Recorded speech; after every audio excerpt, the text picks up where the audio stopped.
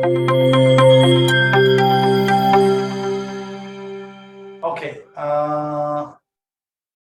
So thank you once again. I'll just go to the program agenda because we are already 12 minutes late.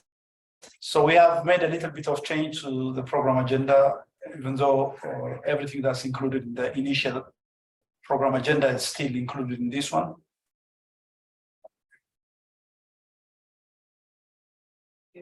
So we have a welcome introduction of hosts and participants and a brief overview of the webinar, purpose and goals. I'll give that one, and Dr. Tufena will take us through the gender mainstreaming in projects and programs session, which will talk about definitions and of concepts of gender mainstreaming in projects and programs, why we need to have this training, mainstreaming gender in projects.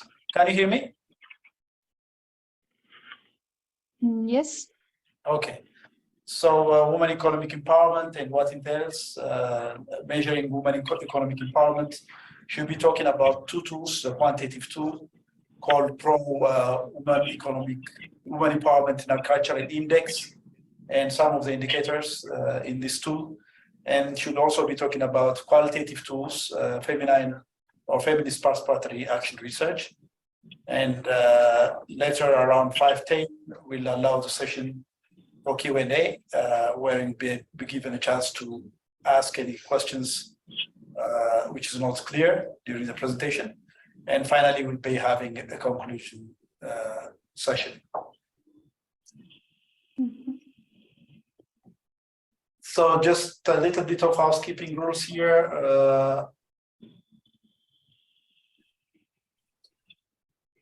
Yeah, please mute your mics, okay, when you're not speaking. Please do that. I can see some of you have not muted your mics. Okay, when you want to talk, just press the microphone icon and you can talk. If you have any questions, as I have stated in the program agenda, you can raise your questions during the Q&A session, okay? And please be informed that this webinar will be recorded and it will be made available on our Austria's YouTube channel. And also will later on, when the project website is ready, it will also be available on the project website. So with that, thank you directly to Dr. Tufena's presentation. Thank you. Just give me a moment. Let me share her presentation. Thank you, Alemu. Sorry, one comment then. So okay, please. To translate to our colleagues from Colombia, I think from Honduras there is no one yet. So I guess today is going to be the session in English.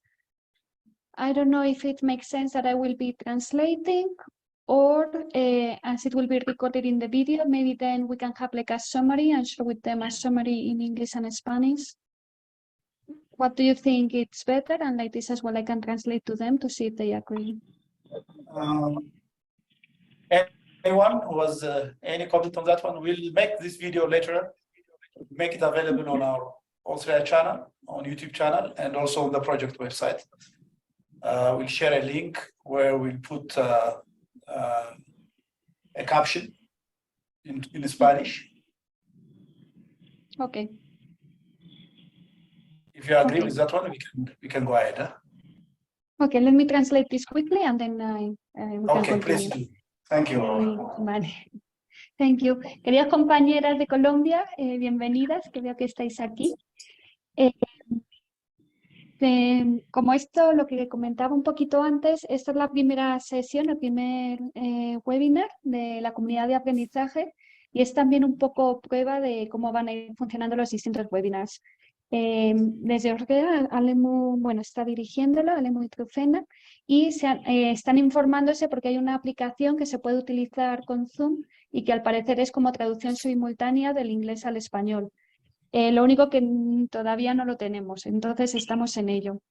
Entonces me temo que esta primera sesión lo que se propone es que sea en inglés, que está más orientada en principio hacia nuestras contrapartes etíopes, porque es para integrar la perspectiva de género en las investigaciones que van a realizar en el marco de este proyecto. Pero también lo que están haciendo es grabar el vídeo y después compartirán como un resumen en inglés y en español de la sesión. No sé si os parece este correcto, porque si no sería que fuera yo haciendo las traducciones, pero entonces quizá puede ser demasiado larga la sesión. Entonces, para saber un poco también qué opináis, y lo sentimos mucho que esta primera sesión vaya a tener que ser solo así en inglés, que tengamos ya esta dificultad. Thank you, Aurora. So I'll directly take you to Dr. Tsufena's presentation on gender mainstreaming in projects and programs. Thank you so much. Over to you, Dr. Tsufena. Good morning, good afternoon to all of you. I'm happy to meet you today again after we had a very nice time in Colombia, but unfortunately I was not able to join you in Ethiopia. I was also well informed, I was following, and I was well informed that you had a fantastic time. Mainstreaming gender in projects and programs is critical, and our project speaks to this because we are interested in ensuring that we are meeting the Sustainable Development Goals, and we are interested in ensuring that we meet the development goals. And this project is just one of those that aims at leaving no one behind. And therefore, I'll take you through what I'm going to cover. I'll look at the definition of concepts. Of course, the concepts on gender are so many, we will not cover all, but we will be limited to what we are going to discuss today. Then why this particular training?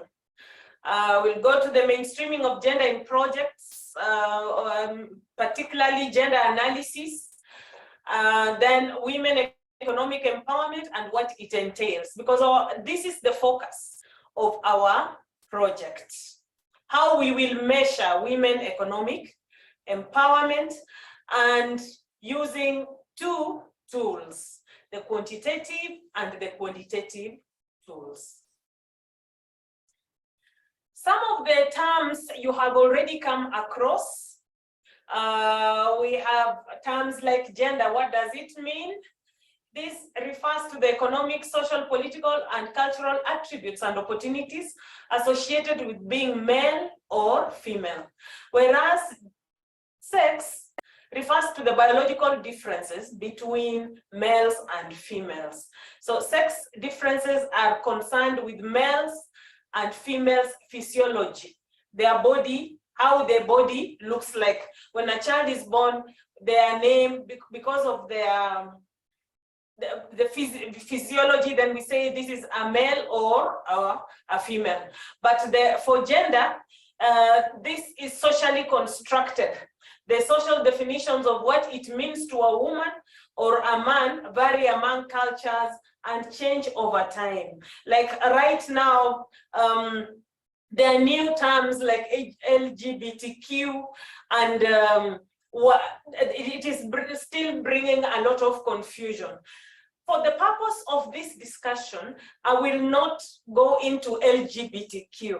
Allow me to just talk about the definitions of gender as it is. It is socially constructed according to our culture, and there are particular roles assigned to male and others to female.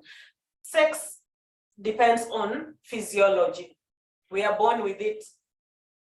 Gender equity is the process of being fair to women and men, including using measures to compensate for historical and social disadvantages that prevent men and women from operating on a level playing field. We talk about gender equality. Many times people confuse gender equality with equity. For equality is the state of condition that affords women and men equal enjoyment of human rights. We are all equal before God's eyes. We are all equal. We have equal potential. But when it comes to equity, It is the fair distribution of the whatever it is may it be a national cake or whatever is the resources that are available, that they have to be distributed equitably so that everybody gets what they deserve. We have gender integration and mainstreaming. To integrate gender into a project or a program refers to strategies we apply in program assessment, design, implementation, and evaluation to take gender norms into account and to compensate for gender-based inequalities. We may have a project like this, the one we have on women in coffee. What strategies are we going to employ to ensure we are integrating gender? It means in the project design, assessment, and even in the implementation, we must ensure that we are taking care of gender norms. The gender norms are our cultural. They are also culturally defined. It is the cultural beliefs about male and female. We'll go into that later. But whereas mainstreaming is the process of incorporating a gender perspective into policies, strategies, programs, project activities, and administrative functions, as well as institutional culture of an organization. Now, this is what progress. This is what we want to do in this particular project. Would like to mainstream gender so that this project is not a project that we are doing for its own sake. It is not going to be one of the statistics of projects that have been done in Ethiopia, Honduras, and Colombia. This particular project is going to mainstream gender, and we are doing this from the beginning. We are doing it from the beginning of the project, straight from the design of the project, so that the research uptake ensures that whatever findings we get, we incorporate them into our policies, the strategies, even the programs that the project is going to undertake, all the activities. Now, when we do this, I will be instituting the culture of gender mainstreaming in our organization. So we would have actually strengthened our institutions or our organizations because gender mainstreaming would have been done. All other projects that we will do later on after this course or after this project would ensure that we are mainstreaming gender. We are not leaving anyone behind, men and female, boys and girls.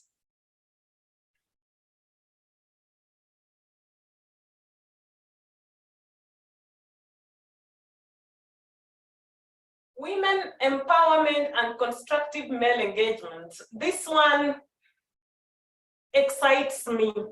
We are talking about empowering women in coffee amidst climate change, the challenge of climate change.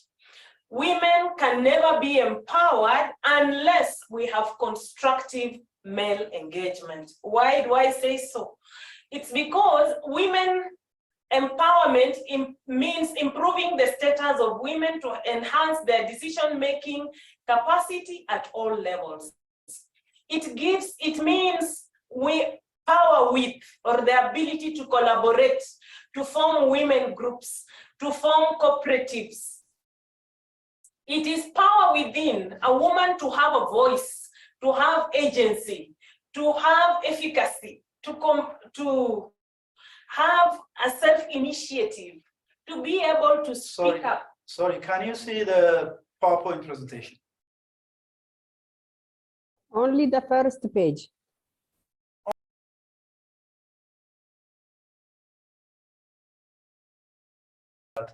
So we were at gender equity and equality, gender integration and mainstreaming. Maybe you can say something about this.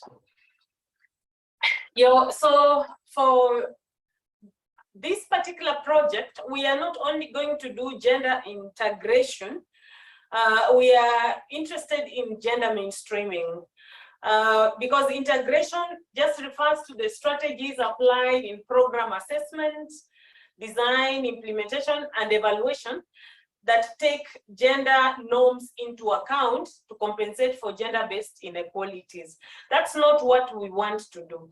For our project, we would like to mainstream gender, and mainstreaming gender is where we will, is the process of incorporating a gender perspective into the policies, the strategies, the programs, project activities, and administrative functions, as well as institutional culture of an organization.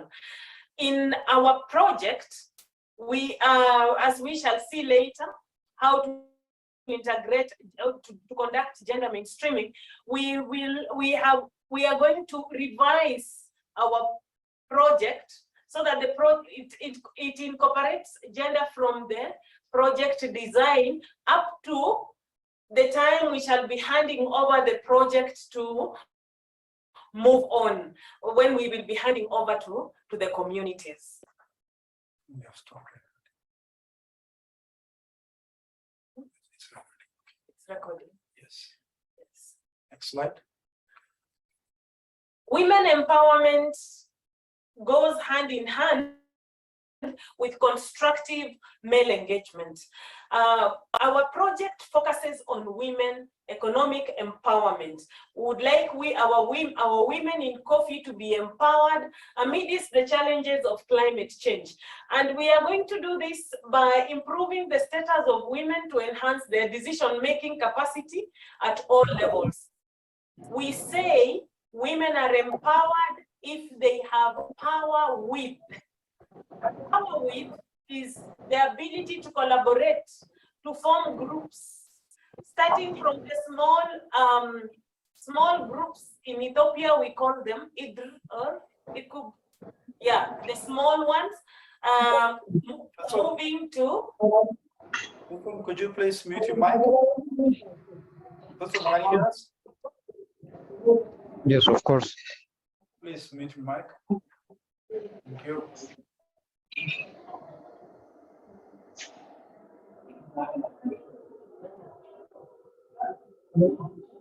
Let me mute you there. Yes. Thank you. Okay. Power within is where we give these women knowledge, skills, and competencies that will help them to have agency. They will have a voice. They'll be able to speak up, to have self-initiative, have efficacy. Now, power over is where they make decisions over the resources that they have. For example, they can make decisions about the inputs that even about what they're going to plant in their farms, the outputs of the farm, how they are going to distribute the money they have gotten from the sales that they have had. That is power over. This is very important, and that is what we would like to have in the communities and in the project. All the participants in this project who are going to work here should put this in their mind. The women should have power with. Do they belong to any organization, organized group? Power within, are they able to speak up? Can they say, no, I don't like this? Or can they have self-initiative and decide that I do not just want to plant coffee alone, I want to also do integrated farming where I can add other food crops within the coffee? Can they also have power over decision about how to spend the money? This, in most cases, women empowerment always suffers a setback where men are not engaged. When we do not have constructive male engagement, then it cancels the women empowerment programs. Male constructive engagement is where it involves men in actively promoting gender equity with regard to women involvement in the coffee value chain, for example. It will involve male champions supporting women in coffee value chain. Like we have several men on this project who are supporting various women working in coffee. We have seen it in Colombia, we have seen it in Honduras, and even in Ethiopia. Those, the ones who are constructively supporting their wives, their sisters, or daughters, or any other woman working in the coffee value chain. In most cases, yes. In most cases, when men do not support women empowerment, it cancels. It turns out to have other negative repercussions. For example, the woman may get the money, the man takes away that money and spends it as he deems fit. That discourages. In fact, it disempowers the woman. Or the money or resources acquired from this investment may lead to gender violence. Now, that is where we do not have constructive male engagement. But where we have constructive male engagement, they discourage other men from harassing their wives and say, let us join hands with these women and support them. Because it is when a woman is empowered, it helps the whole community. So gender mainstreaming, why do we need to mainstream gender in our projects? One, because it's a cross-cutting issue. As we have said, when we mainstream, we are starting from the project design. In this particular project, we have both male and female, but then with a bias on women, because we live in a patriarchal society, and it is because of negative gender norms that discriminate against women. Yet we need to experience gender equity and equality. So we start from that design stage and ensure that we have male and female, we have boys and girls all included in the project. Then it's building a body, or it is building on body of evidence about why we need to include both men and women, girls and boys in the project. Because we have had cases whereby we have projects, but they do not include, they are skewed or they are gender blind. When this happens, we find that women suffer most. It is responding to SDG commitments, especially SDG 5 and associated commitments, fighting poverty, and the other, in fact, almost all the 17, they are integrated. It's actively promoting gender equality and making research inclusive, equitable, and sustainable.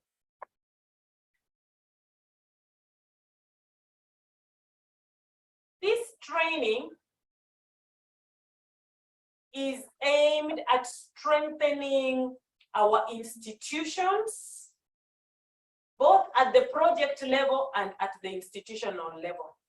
Of course, we also have the individual level. We are going to gain knowledge, skills, capacities, and competencies by getting involved in this project. We have already learned quite a lot. We have exchanged ideas. We've learned from one another.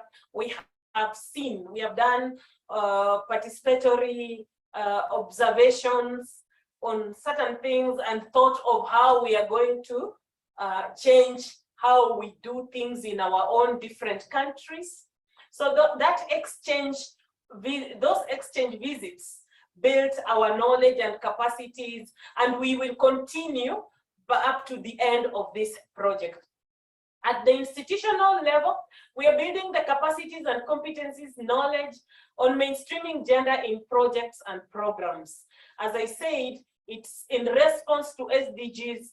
It is the right thing to do so that we are not leaving anyone behind. At the project level, we mainstream it in the project program from the design, which, as we have seen the proposal already, it was already being mentioned, the idea of gender. Of course, initially it looked like it is only focused on women, but there is no way women can be empowered where men are not. There's no way where girls can be empowered where boys are not. So we have to do this at both the institutional and project level, conduct a social gender analysis in this project. We may have stakeholder consultations. Before stakeholder consultations, we are going to do stakeholder analysis.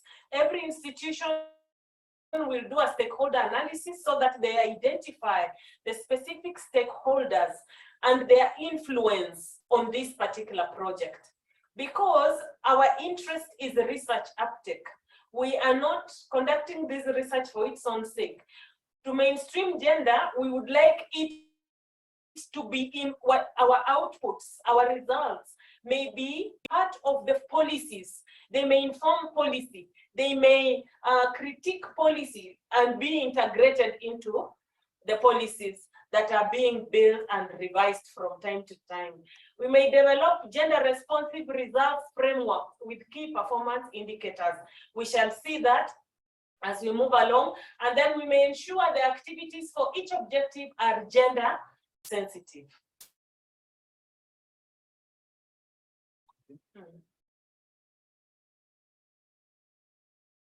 Up to that moment, I don't know, of course we have a question and answer session, but our focus in this particular project is women economic empowerment in the coffee sector. I think the statement of the problem to our project is very, very clear. That of course, women are the ones who in agriculture, and this is a research that has been done all over the world, especially in less developed countries, we find that women, or in the global south, women toil, they are the ones who form about 60% to 78% of the workforce. But they are not, they still suffer, they are still poor, they are still dependent on men, they have nothing of their own, and the like. This is because women economic empowerment programs that were there earlier on were missing out on some things. Now we want this project to also build onto the knowledge that has been already accumulated on issues of women economic empowerment and use it according to our contexts. When we talk about our context, it's because there are political economic analysis. We have to check our history, our culture.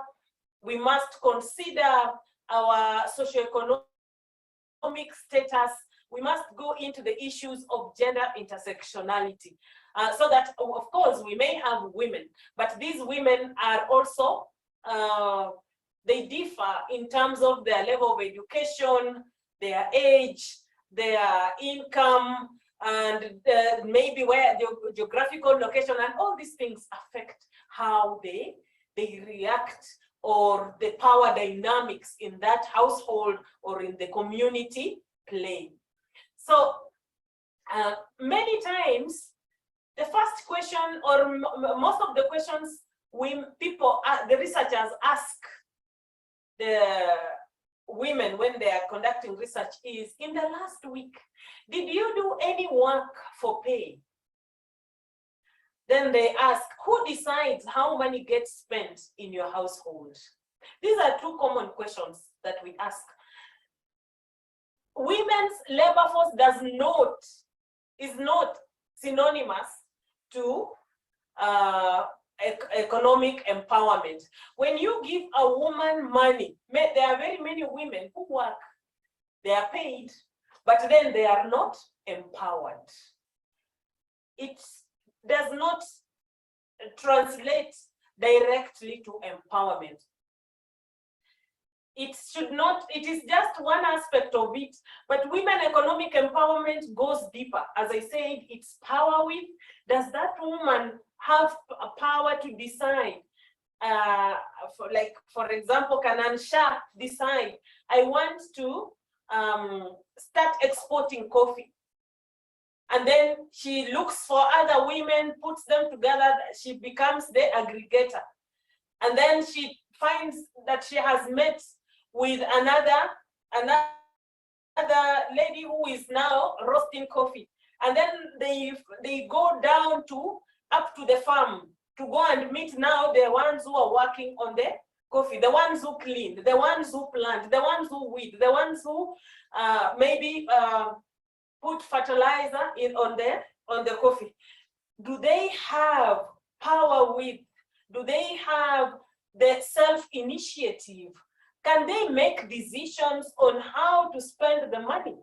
That is, so it is not enough for them to just be paid. It's one aspect of it, but they should have control.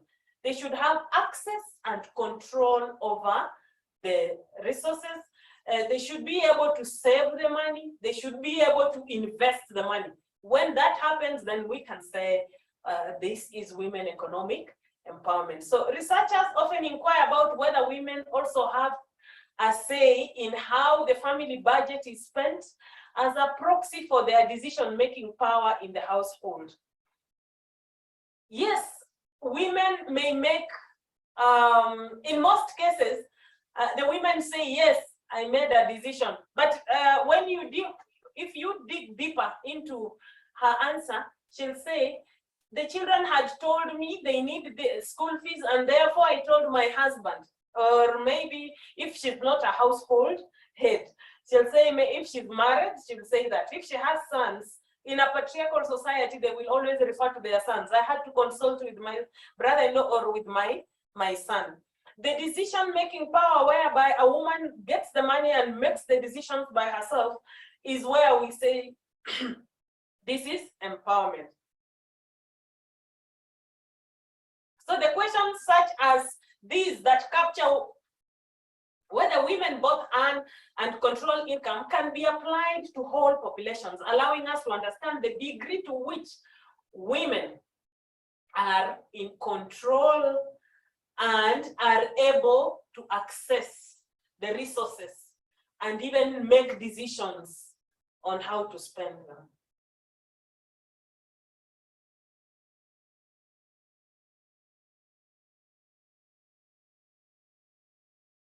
It is a process.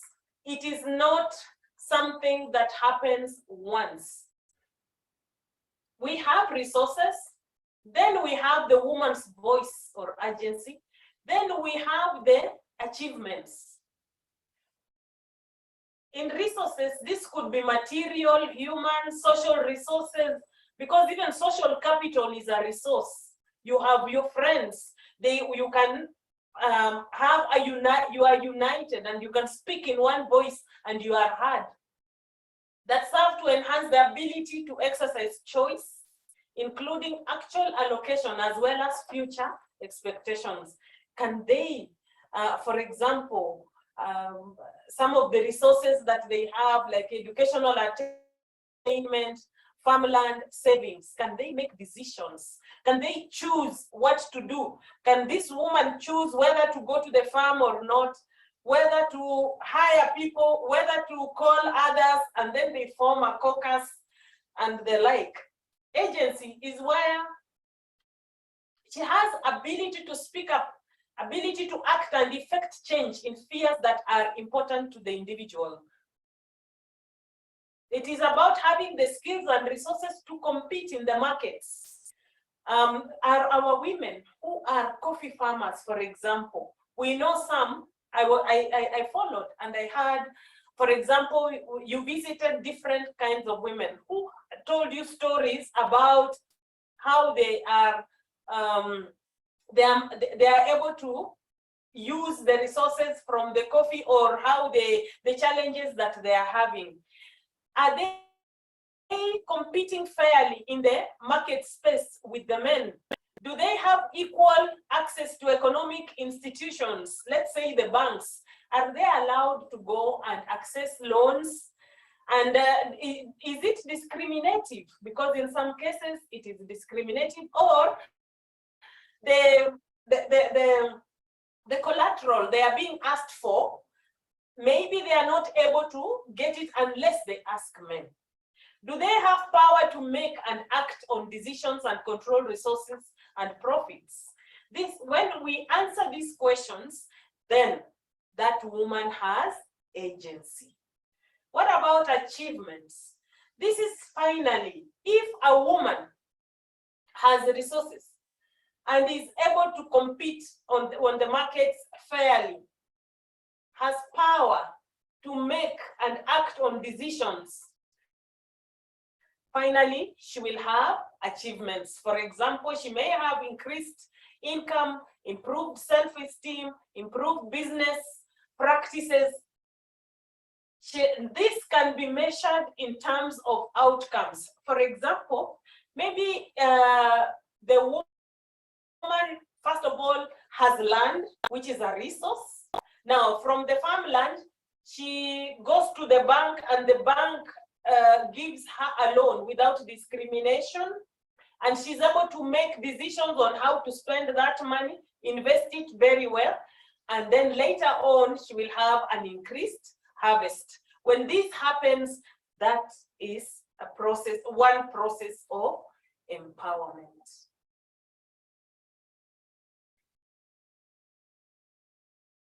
Women economic empowerment framework looks like this.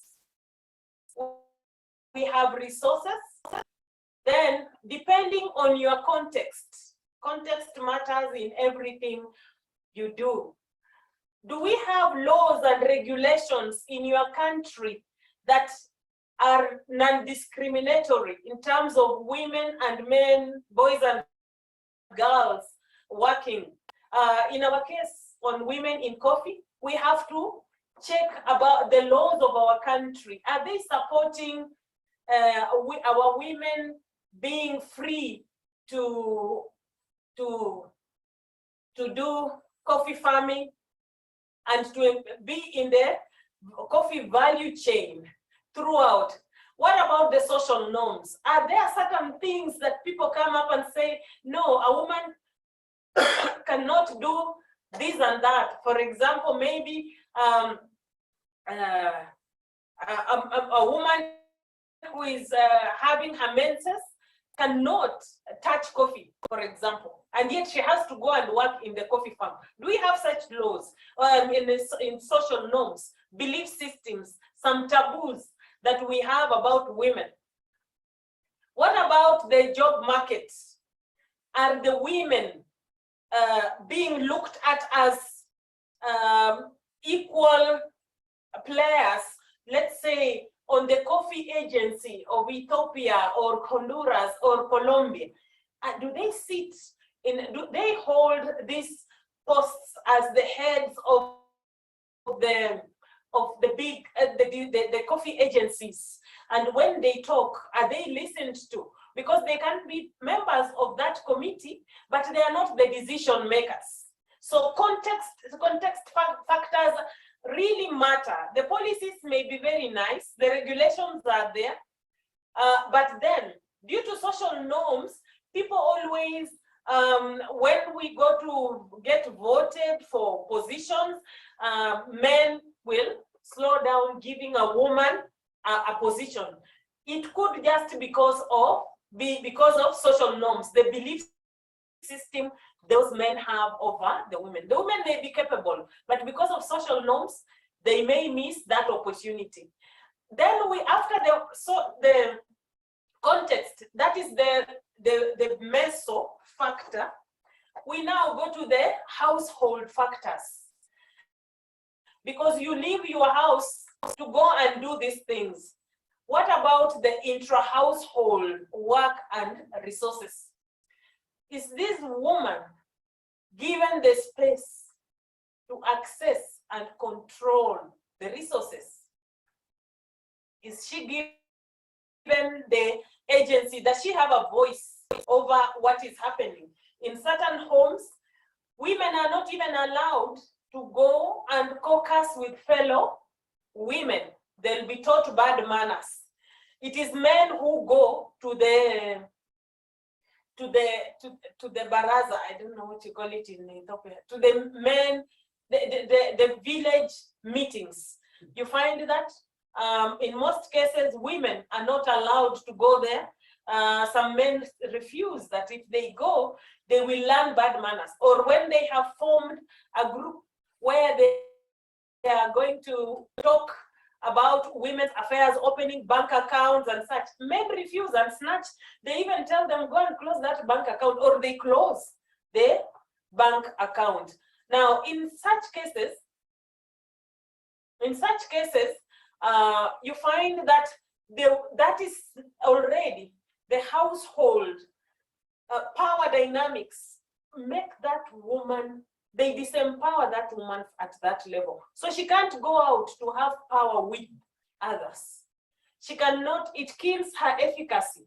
She loses her self-esteem. She cannot even come up and initiate anything. She remains subordinate. Now, from the household, it goes to economic opportunities for women. Are they available? Where are they? Are the women aware that these economic opportunities are there?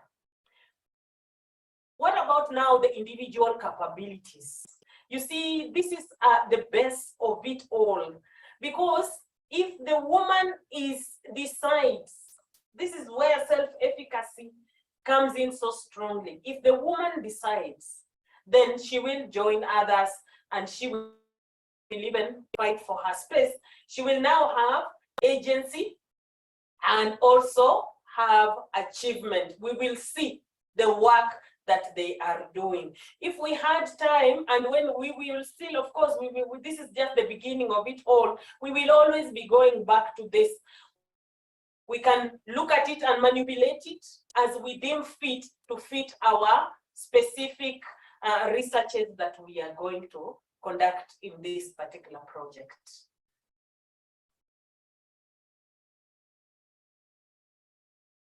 From the project design, we have said we have fully integrated gender concerns. And we have seen that we are working towards women economic empowerment in coffee. We will do this by conducting a gender analysis, which will be a situational analysis to check the context and the sector analysis. We will also conduct participatory assessments of gender dynamics at the household and institutional levels. We will go further and do gender responsive stakeholder mapping and consultation. Every institution, as I've mentioned earlier, will identify the stakeholders. Alemu will take you through how this will be done and how we will identify the specific stakeholders we need to work with to ensure that our research will transform society, whereby we will have research uptake by engaging both communities and policymakers at two different levels. We will also support the selecting of project partners. That has already been done. And also, whenever we go to the field, we will have informed consent. Every organization is going to develop their gender responsive results-based framework. In the next slides, I'll be showing you what specifically you will look for when you are doing the gender analysis, when you are doing this gender responsive mapping. And this the gender responsive results-based framework will link the findings of gender analysis to project theory of change, which Aurora shared with us when we were in Papayan, and then we will collect baseline information, develop gender project sex disaggregated indicators, and share women and men as direct beneficiaries of this project. This gender responsive results-based framework is what will show us whether our hypothesis is true or false, whether women in Ethiopia are economically empowered, women in coffee are economically empowered or not, and or if there are some differences and what is causing the difference. That's why I was saying the issues of gender intersectionality. You will have to come into finer details of checking what about the level of education of this particular woman who is answering like this, compared to this one who is answering the questions in this manner.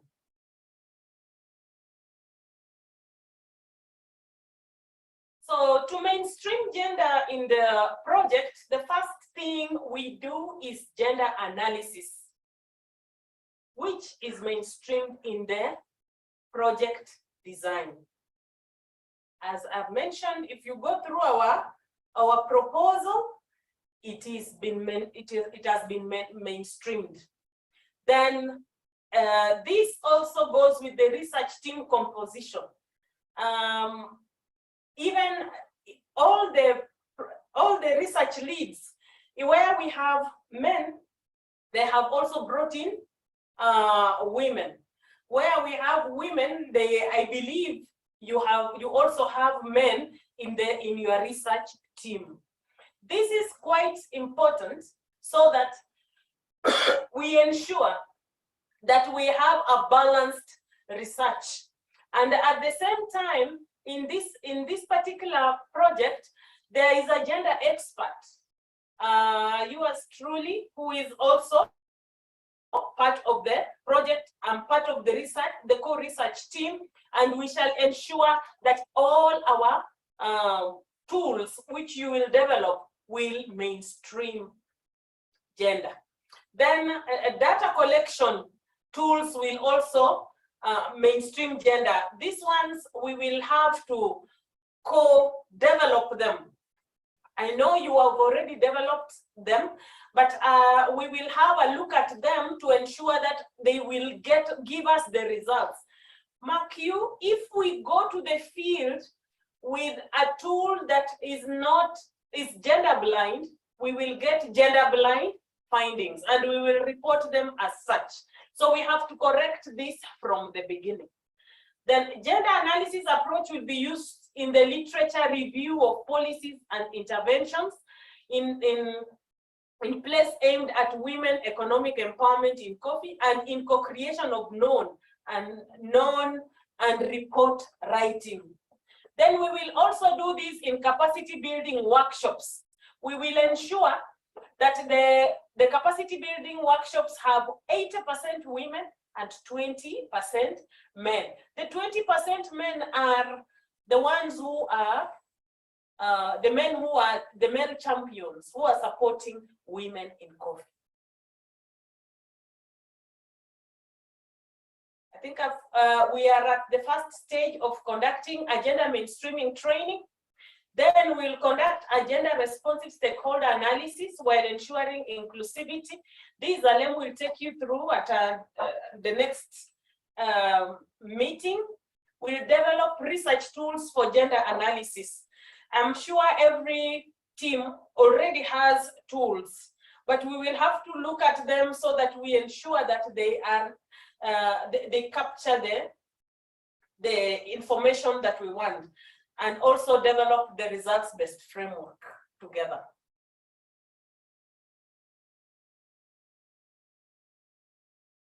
Should I take a break? Yeah. Okay. While Dr. Tver takes a break, if you have any questions, comments so far, anything which is not clear. Can you hear us? You muted all of them. I think let me put the video on so that you can also see us. share so well. Hello? Anyone? Hi, Yes, Sarah. Sarah here. Hi, Dr. Tufena. How are you? I'm fine. Good to see you. Such a long time. Yes. Yes. How was Rwanda, Okay. by the way? Kigali was good. It was good. Yeah. My question will be, we're working on projects with different partners, and there is always the gender mainstreaming issue coming from different angles. And while I totally understand the concept of mainstreaming, what I don't understand, like find difficult for me, maybe it's because it's been a while since I was in a development, in the development world, is the cascading the impacts in terms of micro, meso, and macro level.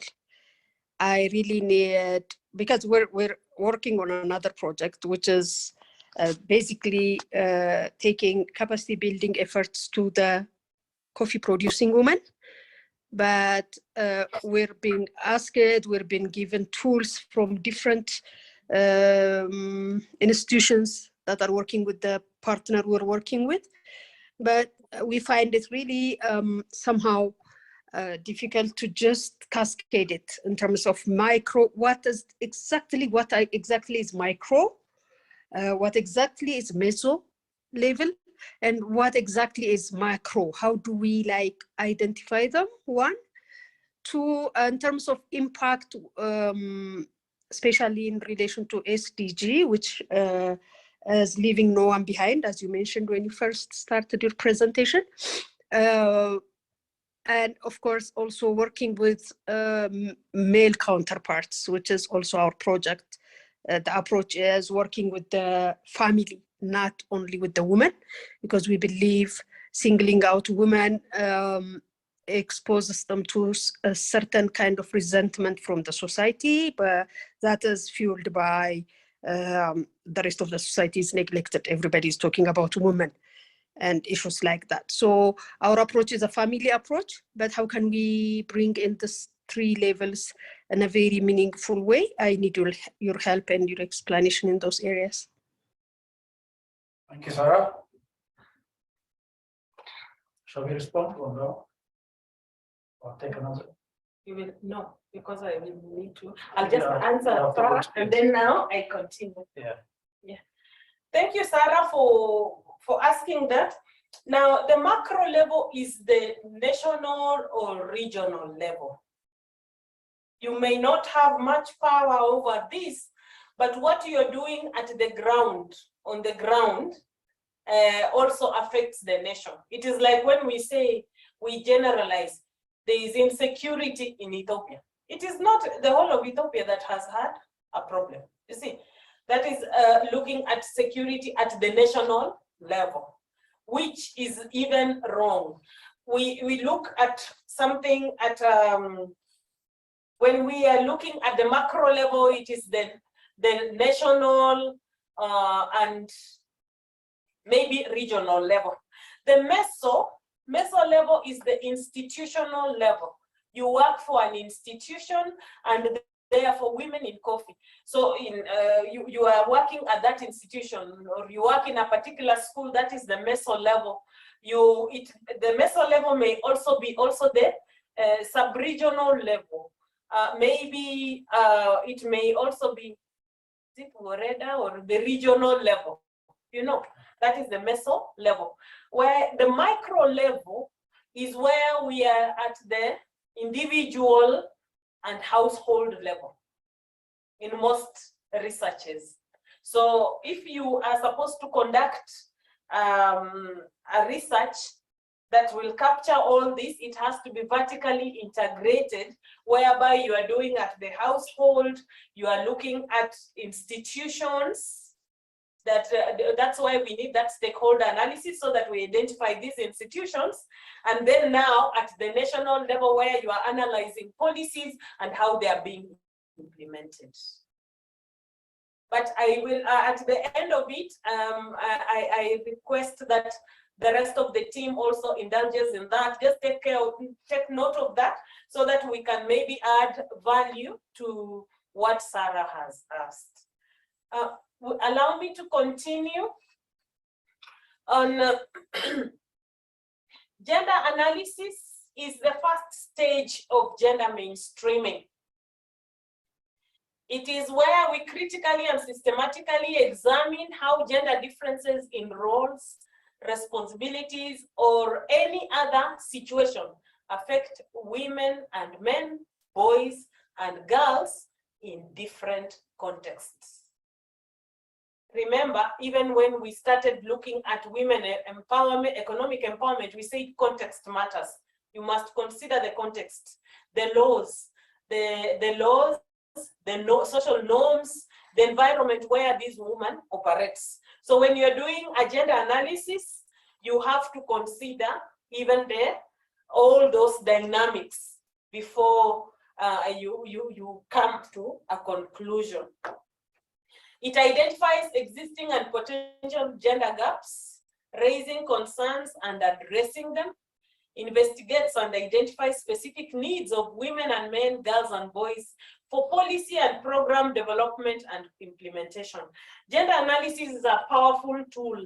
It is the one that goes deeper into analyzing when we say women are empowered. Is it all women who are empowered or just some of the women? Because also we all, even the women folk are not a homogeneous group. They are heterogeneous depending on other variables that you choose to look at. And that is why when we are doing our analysis, we go further and do gender intersectionality. Maybe the level of education, maybe the geographical location, maybe income gives this woman more agency than the urban woman more than the rural woman. Maybe they are in governance positions because of their geographical location, maybe their level of education and the like. And we may also have women in those positions who are not as empowered as we assume they are. Those are when it comes to household dynamics. When you analyze, you realize she has no power. She works under, she carries somebody else's agenda, not her own agenda. So it examines how public policy affects women and men differently. A gender analysis will help us to see that. For example, demonstrating that policy and implementation cannot be gender neutral, gendered societies. For example, we saw during COVID, the government was making pronouncements without disaggregating these policies. They were just saying total lockdown. Total lockdown, did not care about different women in different situations or men in different situations. And therefore that affected, those were gender blind policies that we are having effects of them right now. It provides the necessary data and information to integrate a gender perspective into policies, programs, and projects, and identifies the differences between and among women and men. What I've just been insisting on, gender intersectionality, because relative to position in society, distribution of resources, opportunities, constraints, power in a given context, etc. It also allows for development of interventions that address gender issues, thus determines the required resources to ensure that effective steps, for example, responding to different needs of men and women, boys and girls, are integrated in policy and program planning, implementation, and even impact evaluation. So gender analysis is very, very important. It is the first stage of mainstreaming gender. If we do not do a gender analysis, then we lose on the final output of our projects. What, in my view, there are several questions our research aims at answering. While focusing on Sustainable Development Goal 5, the objective is to achieve gender equality and empower women and girls. And one of the targets of the SDG involves undertaking reforms to give women equal rights to economic resources, as well as access to ownership and control over land and other forms of property, financial services, inheritance, natural resources in accordance with the national laws. This, I highlighted it because we are talking about women in coffee value chain. It involves all these things that have been mentioned in SDG 5, the economic resources, the access and ownership and control over land. Women want to own and control land, property, finance. We want to inherit laws. How can we ensure that the coffee value chain identifies and tackles gender-specific challenges and barriers for women farmers and entrepreneurs? That could be one of the questions we are seeking to answer. What are facilitators and barriers for women? Can capacity building and other forms of technical support to women-owned coffee enterprises facilitate a breakthrough? Key barrier. What are the key barriers? How can we counter them? How can we leverage? How can we facilitate the inclusion of women in coffee value chains so that they are supported to meaningfully participate in the whole coffee value chain? As we have said, a lot of research on women in agriculture, not necessarily coffee alone, has indicated that women work up in the production level. But when it comes to markets, they are excluded. That at that particular point, once the women put the coffee in the granary, now the men take over and take it to the market. That is from the literature review. That is what we've learned. But we are saying here, we want to empower them so that they are at every stage of the value chain, at every node of the value chain. How can we support the government and key stakeholders to scale up and sustain the interventions that they will bring the desired impacts? It is important for us to work with government and key stakeholders, and that is why we are saying we will do a stakeholder analysis. We are going nowhere unless all the stakeholders are on board. And I am happy when we went for the visit in Colombia, we met all the stakeholders at every value chain node. It is in the same way when you came to Ethiopia also you saw that, and maybe when we go to Honduras we will see the same. Now then we make comparisons. What are they doing? How can we learn from this? Where are the gaps? Who are the key actors that can be engaged to receive technical capacity? We have to identify who needs to be capacity strengthened. We cannot say capacity build them because they have capacity, but we strengthen them to continue supporting, strengthening and empowering women, coffee farmers and entrepreneurs.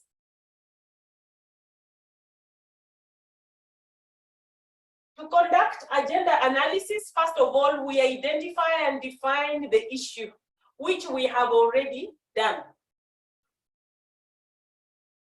This issue must be related to a particular policy development so that we want to add value to that policy. In all our countries, we have policies that have been developed, but they keep on being refined. So we must prioritize the policy agenda depending on the government and the government's interests and what is happening. And in all the 3 countries where we are working, our governments are very particular on coffee. They're intentional as far as coffee is concerned. Step 2 is to define the desired goals and anticipated outcomes. We can revise our proposal and see this. And then we define the information and consultation inputs. What knowledge do we need? This is something we are going to discuss among ourselves in our different institutions. What particular data do we want to gather to add value to this particular project consortium? Step 4 is the conducting of the research. After we have, at that stage when we are discussing about what data do we need, that's when we develop the tools. And then we go to the field to conduct the research. And we also choose the research methodology, the research design. It depends on the research question at the very beginning. We go down to step 5 on developing and analyzing the options. How do we, what particular, which one is a priority compared to the other?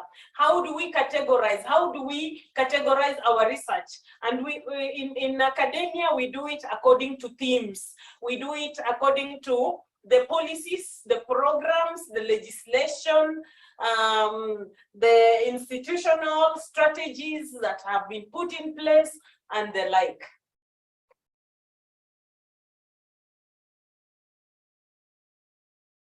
Then we make recommendations, and we do not end there. This is an action research. We do not only make recommendations and take our research and put it in bookshelves. We go again back to the community to do community engagement. Now, that is where we engage the community at 2 levels. At the micro level, at the local community, where these women live, and then we do it all.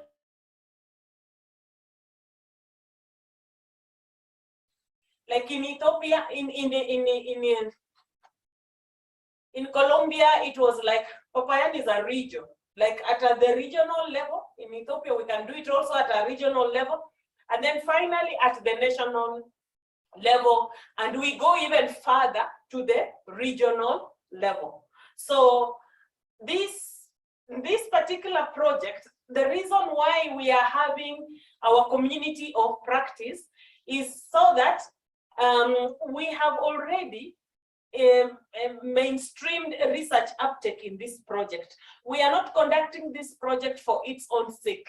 It is supposed to transform livelihoods, and therefore we already have our message to you, and we continue refining it as we go along, because some things might change.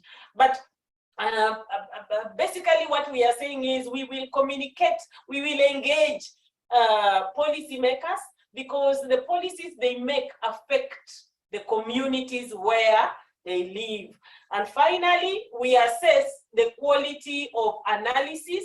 What we have done, we come back to do an endline survey and report the impact it has had, our project has had on the community. We will do this in 2 ways. I am proposing that, I know you may have developed your own research tool, but I would like to refer you to the Women's Empowerment in Agriculture Index tool, which was launched by IFRI. And this is an innovative tool composed of 2 sub-indices. One measures women empowerment across 5 domains in agriculture, and the other measures gender parity in empowerment within the household. we are looking at small scale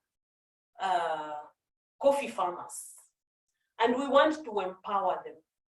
We saw how empowered the ones in Colombia were. We would like to borrow from that and also see how we can improve other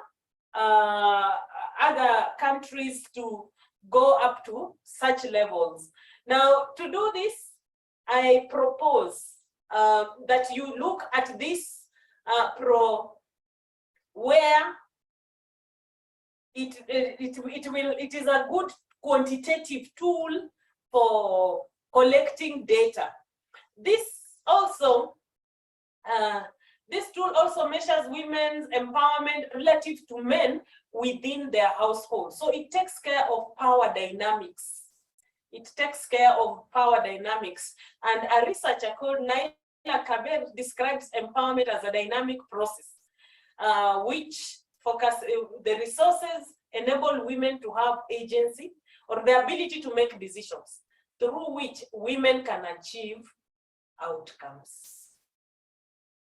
Looks like that. We have resources. The resources give you the voice. When you have resources, you have a voice. And the voice, you decide what to do. You make decisions. That decision making will give you certain achievements, and the cycle continues. I am still talking about the quantitative tool. We will extract the information in bits in terms of activity profile. It gives the information on gender division of labor by showing who does what at the household or community level. It can help assess the level of involvement by each gender group.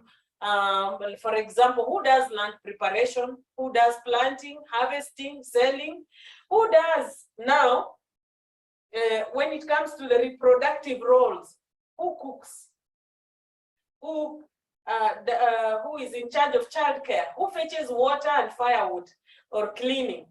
The community roles, who does the community roles, school meetings, weddings, etc. Now, this activity profile allows you to make assessment of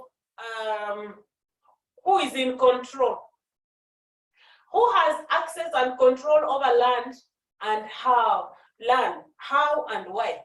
You may have control over land, you have been allowed, you can dig that particular space. But you also have limits. You cannot remove all the farm produce and take to the market unless you inform me. You know, those kinds of things happen in certain homes. Who controls the use and benefits of such a resource, whether at a household or community levels, and why? What determines access or control over such a resource, and why? What are the implications of such actions or decisions for women and men's well-being? What are the implications on gender equality? Then you make a matrix of resources versus access and control for men and women, boys and girls, like land, benefits, income, dividends, etc. When we do this, the person who controls a resource is the one and ultimately able to make decisions about its use, including any transactions thereof. You make such, when it comes to resources, you can use this one, for example, that the resource is land, the resource is coffee trees, because there are certain families where people have said, okay, you are in charge of 300 coffee trees and me, I'm in charge of 1,000. We need to also come into such, and then who benefits from the product, what, in which way, who decides what challenges do they face? What about the factors influencing? The factors that influence decision making include cultural factors. What I said, context matters. Economic factors, demographic factors, political or laws and policies of the land. What about the social? All these are variables that we will factor in when we are comparing with the opportunities for men and women, or constraints for men and women, and the impact they have on men and women.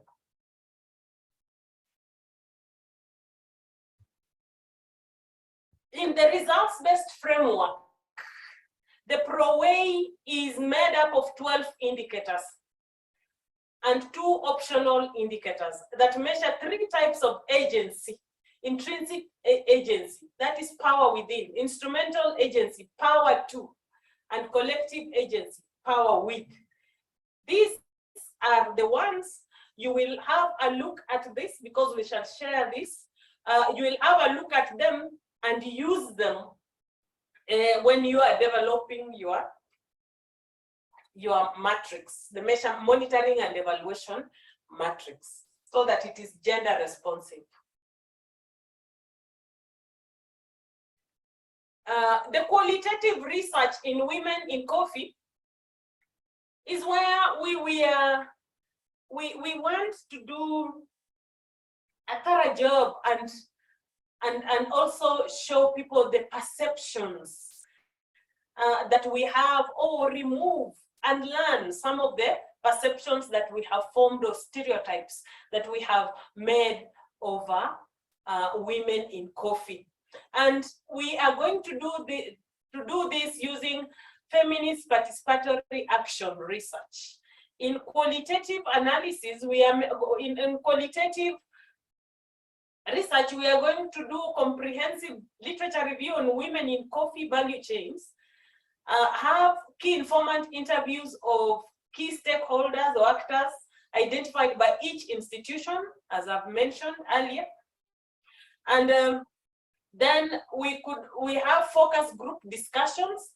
80% will be composed of women, and 20 men. Then we have active participant observations and journaling. Women, we may have people who are just watching and writing what they are seeing in the communities. We may use photography or photo voice or short videos, where we interview people, we take short videos, and already we have these on our EthioLatinCoffee platform community of practice. We've already started using the photography. We could also have themed songs and dance, where people are singing about the song will be composed depending on what is happening. We hear what is happening in the community exactly. We can also have role playing, we can have memes, and all these methods are by and with women. The data is analyzed collectively and reported. This shifts power from academic researchers to the community. In feminist participatory action research, we are co-creators of knowledge. The researchers will not be the ones to come from outside and decide how research will be done. We will work, we will guide the community members whom we are working with. We will guide the civil society organizations that are working on issues of women in coffee. So it must have a feminist element, it must be participatory, we have action element, and this collaborative learning. The reason why we are choosing feminist participatory action research is we want to actually empower women. To actually empower women, it is women for women by women. It leads to structural change for women to enjoy human rights. When we are making these women to be the ones researching on fellow women, looking for male champions in their community who are supporting women, then we are amplifying the women's voice as experts and authors of their own lives and policy decisions. They participate in policy dialogue.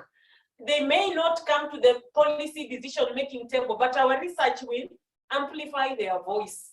The research project is owned by the whole community as stakeholders, and FPAT takes an intersectional approach, so no one is left behind. It ensures that we have diversity equity and inclusion of women's experiences and identifies power dynamics. It also aims at shifting power of knowledge to reconstruct traditional power imbalances. You know, earlier on, people think that it's academic researchers who will write and discuss these things. Nowadays, even in our policy dialogues, we bring community members to give their own lived experiences. And when they give these lived experiences, policymakers get to know the pain or the challenges they're having, and they take action to implement the suggestions that the community members are talking about. It fosters collective action and solidarity, because we need solidarity for structural changes. We need solidarity so that we can fight the negative, discriminative social norms. It also builds skills, capacities, and knowledge to advocate and for human rights and climate justice in a bid to economically empower women.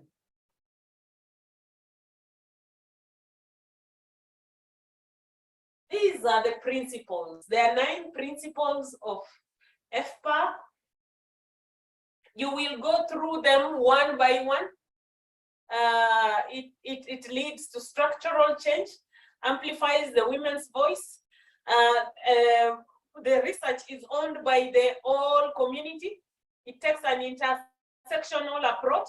It aims to shift power, just the things I've mentioned, building collective action, building capacity, involves free, prior, and informed consent. Somebody will not participate if they are not willing to. And also, it prioritizes safety, care, and solidarity. This is my own conceptualization of what I am imagining that we are taking this project. We are assuming that we are in the blue section, whereby that is the section which we have male patriarchy, strong patriarchal institutions that are making women to be disempowered. And therefore, the existing gender inequalities and social exclusion in the coffee value chain are very strong. So we will do a situational analysis to ascertain that, so that we can reveal the underlying gender dynamics and patterns to uncover the roots of gender inequality, intersectionality, and social exclusion in the coffee value chain. When we do that, we come together to analyze that data. We shall be co-producing knowledge.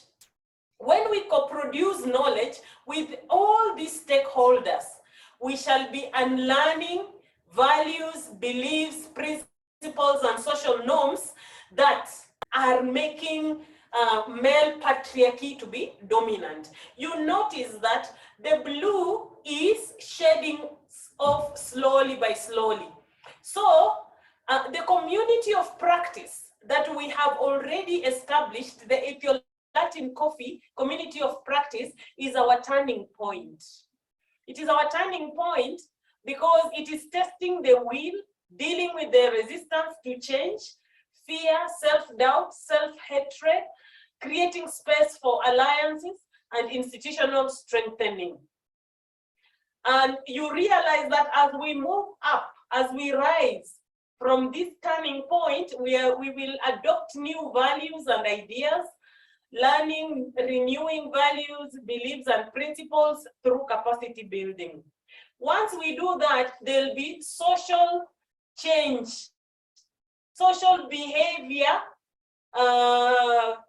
communication, and change. That will happen because these people who, when we do a trainer of trainers, build the capacity of community members, build the capacity of women, come and showcase cases of women who have done very well in their coffee enterprises, or the farmers, or the roasters, or any of those in that line.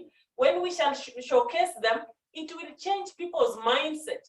And at the end, we will have a new transformed coffee value chain with structural change for women's economic empowerment, coupled with increased awareness of gender intersectionality, strengthened capacity, skills, knowledge for women economic empowerment in coffee. This is what I'm just thinking, the U process of gender transformative change in coffee from this particular project. Thank you. Thank you, Dr. Speno.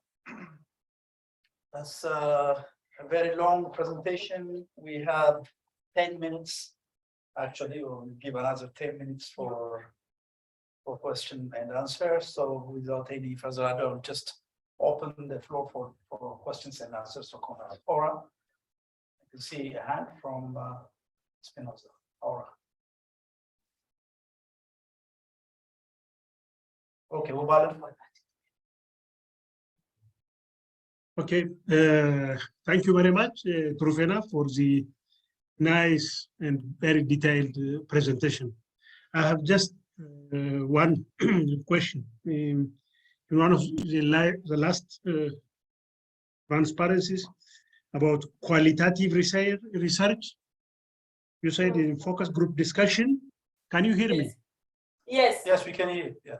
Yes, in focus group discussion, you said the member for focus group discussion, 80% of the group should be women and 20% men. And men who support women. My question is, why not 50-50? So that we can get enough responses from men as well. Why 80% of the focus group discussion, members of the focus group discussion should be women? Thank you. Any other question? Sarah, please. Yes, thank you, Dr. Trufena. This is a really interesting presentation, extensive in a way, and it might need even more time. But my question will go to the part that, because one of our major activities within the Desira project is to do a representative study on the role of women in the coffee value chain. So to identify the role, we're also developing kind of scrambling here and there to just develop a terms of reference. So this is a perfect timing to just give us an insight into how to do a research when it comes to engaging women and their, men in the gender perspective. So that being one of the major activities, we really need your input. Is it like this focus group discussion, just what Wubalem asked, 50-50 is not going to give us, for us, the practical representation of women as we need. So we're going to go for the 80-20, which is okay, as long as we have the young women, of course, the mothers, the sisters, the wives, and kind of the young men represented as well, whether they are married or not, and some married and family household men. So how do you suggest we structure our terms of reference in this regard?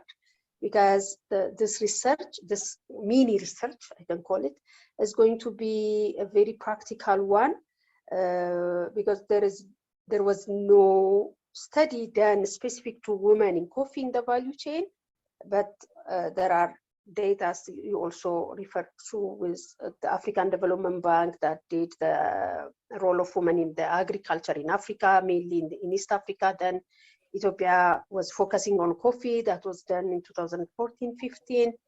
So for us, coming up with a more representative and more meaningful, tangible result when we do the study will really help development partners like the Spanish Cooperation and other development partners to focus their resources and engagement in a data-based and reference-based manner.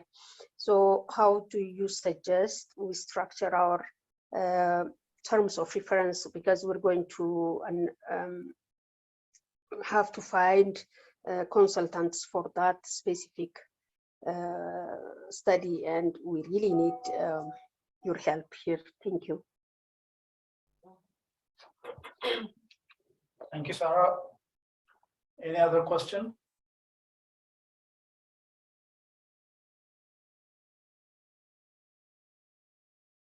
Okay, Dr. Tufena, you can respond to this, and if there are more questions, then go back to Yeah. Thank you, Balem, for your question. We are focusing on women. If you look at the background of this research, just as Sarah has come into, in fact, she has answered you, most of the studies that have been done on coffee in Ethiopia, or studies that have been done generally on coffee, have been gender blind.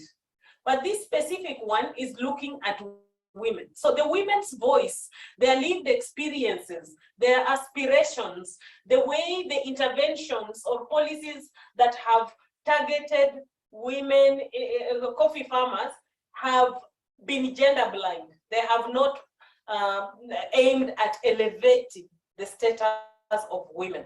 And that is why this study is a groundbreaking study in our region.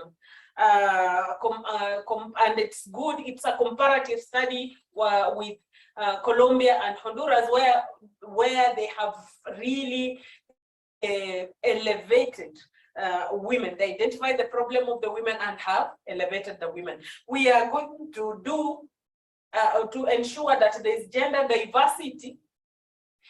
When we are doing this 80%, we are saying that we will ensure, we are asking the women farmers, they're the ones who are in the fields most of the time. We also have men who support these women. And those are the ones who will now form the 20%. Their voice is also very important because they are doing constructive male engagement. Now, Sarah, in regards to your study, you would like to know what the role of women is. That is why I proposed the Pro way. When you Google that, it will give you the real and I'll also share this, I think on Wednesday when I go back. Tomorrow we shall be traveling. So on Wednesday when I go back to the office, I will share a sample of the Pro way quantitative study. This one you will do at the household level. So to understand the household dynamics. After you conduct your research at the household level, then you go and do the qualitative study where you are doing the key informant interviews of different stakeholders that you would have identified and organize focus group discussions too. I hope I've answered you.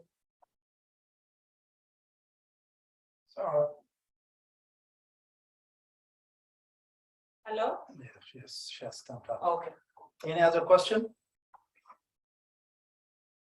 And of course, you will be engaging with Dr. Tufena in the coming 1 year period while you are developing your questionnaires and also while writing the report to make it as gender sensitive as possible. So she's there to support all of you.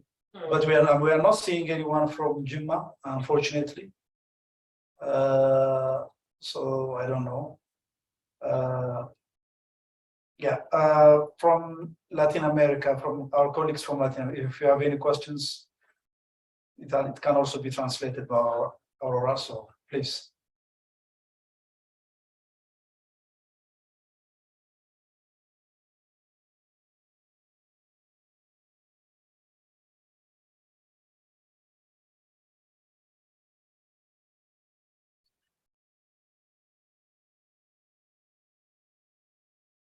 Alem, they are asking if you're going to be sharing the one. There is a question in the chat. Thank you. Yeah. Okay, There's hope you another share us question. the PowerPoint. Yes. Yes, we share the PowerPoint, and Aurora, I think we can also get it translated. Yeah, for sure. So we will translate it into Spanish. So like this, in case it is useful for our colleagues from Conacafe and Tecnicafe. Yes. I know that Matthias from JAC, he was at some point in the meeting, but I think in the webinar, but now he's not, but at some point he was, like there was some presence from JAC, but we will share all the Matthias is from information. JAC? I don't think he's from JAC, he's from another NGO, because I interacted with him initially. So he's not from JAC. No, I think Matthias is from Jim, from JAC. He's from Because he JAC. sent, yes, because he sent me the action plan. Okay. Yeah, he's the gender focal point from JAC, and as well the like extension linkage with the extension work. Was there Extension is another work, person? sorry. Grima is the director. Yeah, I know, but was there another person who joined? I think it is Matthias. I asked him, are you from JAC? And did Dr. Girma share the link with you? And he told me, no, I'm not from JAC. He told me he's from another place. He works for an NGO in the coffee From sector. the Coffee Forest Forum. Yeah, I think so. Something like that. Coffee Forest Forum. Okay, because yeah, there is other Matthias. Okay. Yes, yes.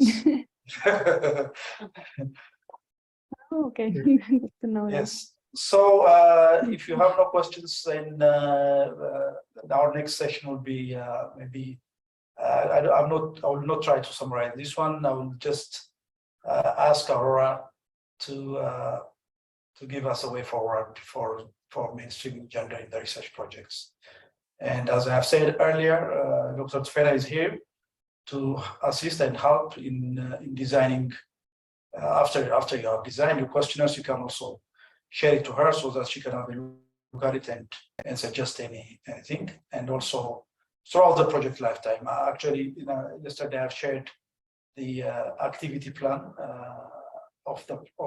from our side. And as I've indicated there, we'll be supporting you throughout the year when it comes to gender mainstreaming your research activities. So we are there to help you, to assist you. So with that, I will ask Aurora to. Well, another thing that I would like to say is actually our next community of practice. So the plan is to invite someone who has done research in coffee and gender issues, a completed project. If we get someone from there, then that would be nice for us, because we want all of us to learn from the challenges and opportunities that they have identified from their project. That will help us in this project also. That's what we are planning to do, but we'll discuss about that by email. So I'll let Aurora to say a closing remark for this session. Thank you all. Thank you, Dr. Trufena. Thank you, Alemu, and thank you all of the participants. I have seen team from all institutions. At some point we were all together, so I think it is a good start. Thank you so much, Trufena, for the presentation. As mentioned, I think it was very interesting, and I think it is just perfect timing, as now all our partners, they are starting to do to prepare for starting the different research, that it is so important that they apply the different methodologies that you mentioned, and that they understand the concept and the reasons why we need to apply this feminist participatory action research as much as possible, the quantitative and at the qualitative level, to make sure that the work we're doing, and this is one of the main objectives of our project, is that it is not gender blind, that we know the reality of women working in the coffee sector across the value chain. And then based on this research, based on these evidences that we are going to find, we can work as well with the other cooperatives, with private partners, with ECTA, to make sure that the legislations, the way forward is going to really support the women working in the coffee sector, and as well as men, right? But the focus is more on women. So, well, I am not an expert in the topic, so I don't have Anything else to add regarding the integration of gender in your research project? I think I'm here to support in any way I can, but as Dr. Ana Lemu, they mentioned, I think it will be very nice if once that you are starting to prepare the different questionnaires or to think of the methodology for the different data gathering and even analyzing, I think it will be very useful if you can communicate with Australia, with Trufena and Lemu, to give you any recommendation, any inputs that is going to be then very much needed, and it will be very interesting for once we have the analysis and the discussion and the knowledge products, no, that we will be using and sharing during the project. So that's one thing. And then I'm very grateful that we are starting the first session of the community of practice. I feel it was very successful. So I'm very happy how everything went. I think it is nice maybe by email or we can see the way, but maybe to get some, what is your thoughts, your insights of how can we improve, or if there is room for this, or like to know what was the thoughts from the participant side as well from Australia as well, so we can have like each time we can see how to manage, no, how they can manage this, which I think was very good. Once again about the language, we have 1 month time more or less, so then we will see how to deal with this issue that we are Latin American and African and Spanish working together here. So to make sure that our colleagues from Colombia and Honduras, that as well they can have the information at the moment in Spanish, so they can ask questions. So like this, I think everything like for sharing as well, it was going to be much more interesting. So this is something that we will discuss and we will see how we can manage.